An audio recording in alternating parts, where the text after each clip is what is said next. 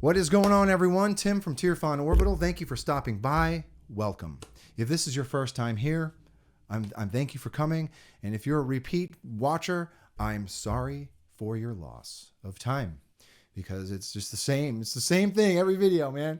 So anyway, let's talk a little bit about this install. This is an install on a Lost Acolyte from KR Sabers. This is probably, somebody asked me the other day what my favorite install is. I have a lot. I have a lot of favorite installs. Almost every install is my favorite install just because I love installing. It's zen to me. I love tinkering. I love designing. But as far as like install experience, from the, design of the chassis all the way up to the final install, I think doing the KR Sabers Lost Acolyte, this hilt, is one of my favorite personal installs.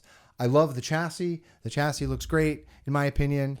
I love the aspect of installing this hilt. I love the look of the hilt. It's a great sounding hilt. So this is probably up there with my top 5 favorite installs that I do. So every time I talk like that, it sounds like I'm incredibly conceited. I'm not trying to sound like that, but yeah, I really, really like installing on this hilt. It's a great hilt. There's plenty of room on the inside. If you want to design a chassis yourself, there's just plenty of room to play around with. So it's just a great hilt, right? So anyway, we are going to come into Fusion. I know I've talked about this chassis before. It's been a little while since I've gone over the chassis. So we are going to come into Fusion and talk about it a little bit. And then we will come up top and do a quick demo. And then we will be on our way. Okay, so let's come into Fusion. Okay, so here it is. This is the chassis that I have designed for the KR Sabers Lost Acolyte. So there is a hell of a lot going on with this chassis. This is a chassis design that I did a couple of years ago. God, it's almost been 2 years. But yeah, a lot of heavy greebly work on each side of the chassis. And I don't know what it is about this particular side. This really just looks like engine parts to me. It looks like internal components. But I just really, really love the way that this side of the chassis looks. There is a giant gaping indentation on this side of the chassis where I have a 11 Neopixel accent ring. This is from Shtok Custom Works. Okay, so that is wired up. There's a small trough here where I bring my leads for that small Neopixel ring. In front of that Neopixel ring, I've got a lens. That's kind of like a decorative greebly lens that goes in front of that. We'll get a better look at that when we come up top. Along this side, there is a 2020 Neopixel strip that is behind a vent. I put like a strip of Mylar in front of that 2020 Neopixel strip for some diffusion. And then of course at the bottom, we've got a 28mm speaker, and this is fully enclosed. Like I said, there is like plenty of room at the bottom or inside of this hilt. I think it's like, yeah, it's 30mm on the inside of this hilt. So plenty of room to like fully enclose your speaker, plenty of room to play around with, a lot of greebly work. So I really like how this one came out. Kill switch is down here. And then of course we have our Proffie board tray. This Proffie kind of slides up underneath this lip and is secured into place. Up top, 6-rail PCB. This is from Stardust Sabers. And this is how we make a connection to that upper section of the hilt, right? I designed a very simple switch holder. So one of the cool things about this hilt is that it comes with a custom switch PCB that has onboard Neopixels, because we do have some lenses in that control box to get them lit for some extra accent. So KR Sabers does include a really handy dandy switch PCB, right? So I have another part that lives on the inside of the hilt. It's a PCB holder essentially, and that is what holds the 6-rail PCB, the male end of the 6-rail PCB, as well as that switch PCB. And the lit PCB emitter is in there as well. It's a PCB holder. So actually I'm going to talk about that right now. We'll talk about how I secure that in the upper part of the hilt. Let's come up top. All right, so here it is, the Lost Acolyte from KR Saber. So while I am on the subject, that upper PCB, so underneath this switch box, so the only way to remove this switch box is with a Phillips head screw that is underneath this leather strip. So one of the cool, unique aspects of this hilt is that it's got some mixed media, right? I'm not quite sure what the grip is made out of. It's probably anodized aluminum, but it feels really interesting. And there's some interesting knurling on this as well. But there's also a leather strip up here that makes the hilt even more unique in my opinion. But underneath this leather strip, there is a hole here. And that is where you would stick a Phillips head screwdriver all of the way down into the bottom of this control box. And that Phillips head screwdriver is what's holding that control box on. When I do this particular install, because I have an upper PCB holder, I need to secure that somehow. And the way that I secure that is with a set screw. Okay, so I remove this control box, I wire up my upper PCB holder, I slide it up into the hilt. I've already tapped and threaded an M3 set screw in here. So once I get that upper PCB in the correct orientation, hold on, I'm getting ahead of myself. Before I do that, so let me start over. So I remove this control box, okay? I pop a hole, an M3 set screw, okay? Then I put the control box back on. Then I take my already wired up upper PCB holder and I slide it in the hilt. And I've got to make sure that it's in the correct orientation so that the switch works, right? So these are plunger switches that will make a connection to that PCB, that switch PCB. So I slide that all the way in the hilt. Once I know it's in the correct orientation, then I tighten that set screw that's holding that upper PCB in place, and then I can put my leather back on, right? So that's how I get away with having a removable chassis, right, with an upper PCB holder. It's essentially held in place with a set screw that's underneath this leather. Okay. But yeah, other than that, great looking hilt, super unique hilt, great sounding hilt. This is one of those, it's also in my top 5 best sounding hilts, in my opinion, okay? So, once you are ready to go, let's take a look at this chassis. So here's the chassis. I've done a pass of pewter rub and buff on this chassis. Then I went back and sealed it. I also painted some of the accents on the chassis itself. This was at the request of the customer. The customer did see a previous install that I did on one of these and really liked those painted accents, so that's what I did there. Okay, there we go. Proffie board, battery tray, speaker, PCB. Okay, so to use your hilt to turn your chassis on, this chassis is designed for a button top protected 18650 battery. So take the flat part of your battery, and that goes down towards the speaker, okay? Put that in your battery tray, hit your kill switch. So there is that lit accent ring. It is underneath that greebly lens, and I've painted that greebly lens red just to make it look a little bit more unique. And then on the other side, here is our 2020 Neopixel strip, okay? All right. Whoops.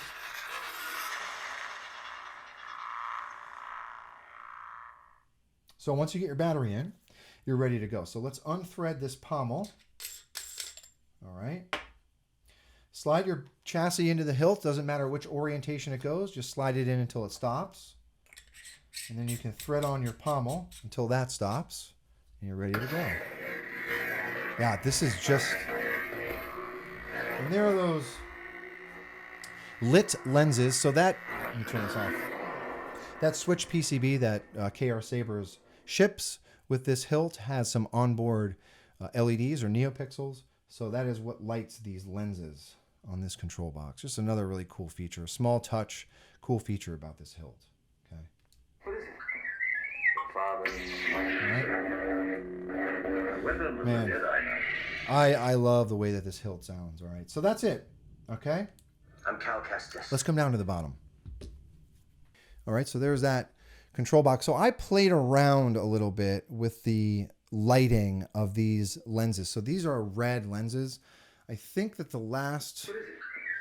So I tried to light them with blue to make purple, just to kind of switch it up a little bit, because you're kind of locked down to what color those lenses can be, but you can kind of try and figure out like what mixes with red to make a different color, right? So that's orange, kind of an orangish color. So anyhow, man. This, I don't know what it is about this hilt that makes it sound so good. I mean, probably the resonance that's in that pommel. This hilt sounds so good. I mean, one of the best sounding hilts that I've done to date.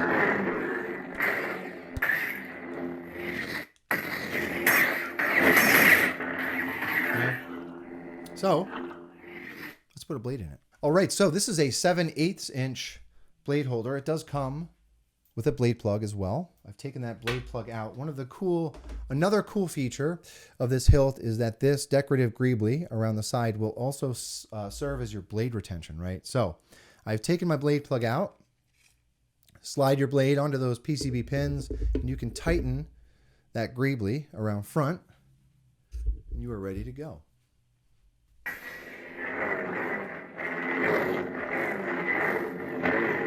Sounds so good.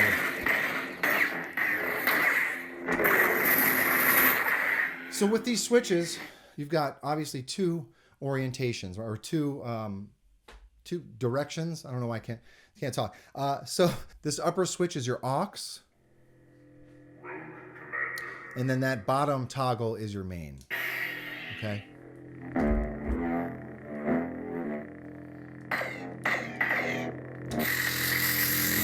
See what else we put on here.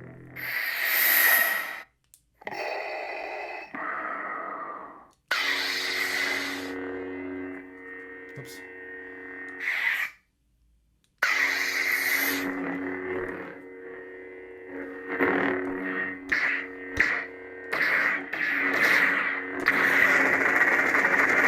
All right, well, one more. The NASA team is ready for launch.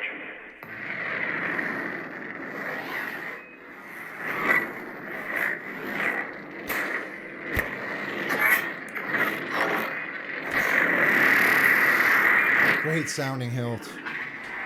So that is it. That is the Lost Acolyte from KR Sabers. Great hilt. Great hilt. I love those lit lenses in that control box. So great hilt. I love working on this hilt. I love the way that this hilt sounds. So this one was an absolute pleasure to install on. So to the customer, thank you very much for your patience and trusting me with your install.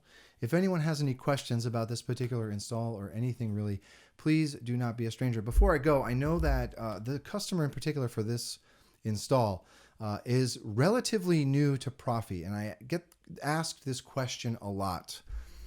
Is Proffie hard to work on or harder than CFX? And that is really, the answer to that is it's complicated. It's not complicated, but it's subjective to everybody, right? So if I am a Mac user and I have to get a new Windows PC, there's going to be a little bit of disconnect between those two operating systems, right? I'm going to be a little bit lost when I move to Windows. It's going to be a little bit confusing at first, but eventually I will get it. By doing a little bit of like research and learning how this operating system works. So it's the same with CFX and Proffie. I have always leaned more towards Proffie board because it is heavily like code based, and I come from a coding background. So I just took better to Proffie board. CFX, if you've been using CFX, obviously, if you're moving to Proffie board, there's going to be a little bit of a learning curve, right? So, and that learning curve is a little bit more, not difficult, but it's just a little bit, they're two completely different operating systems, right? So if you're coming from CFX and going to Proffie board, you're going to be looking at lines of code and you're going to your brain is going to fry and you're going to become completely overwhelmed, right? But there are a plethora of folks out there that have done some really detailed Proffie board walkthroughs. There are a couple of websites out there, like the Crucible is one of them, to get some help. The Lightsaber Discord is also a great resource for help if you are just learning Proffie board. There's a lot of helpful folks on there that will, give you a little bit of guidance. But yeah, as far as like switching between one board and the other, there's going to be a little bit of a learning curve. And the one thing that I suggest to people is like, try not to get overwhelmed. Try to set your expectation that you're not going to learn Proffie board overnight. Just like, I didn't learn CFX overnight. To me, CFX is a little bit more convoluted and complicated to use than Proffie board, especially when you get into like doing accents and animating your Neopixels. So both boards are great boards. Both boards are premium soundboards. There's just a little bit of a learning curve with each. So to the customer for this install, I know that this is, I don't know if it's your first Proffie board, Hilt, but I do know that you're coming from a heavy CFX background. So the one thing that I can suggest is don't get overwhelmed and try not to, expect that you're going to learn Proffie board overnight, right? It's a great board. It's a super robust board. It's a super robust platform, but there's a little bit of a learning curve, right? And there's, just a lot of resources out there that will help to learn. I have set this particular install up with a very basic font package and config. However, there's a lot going on in this config. We've got an accent ring on the chassis.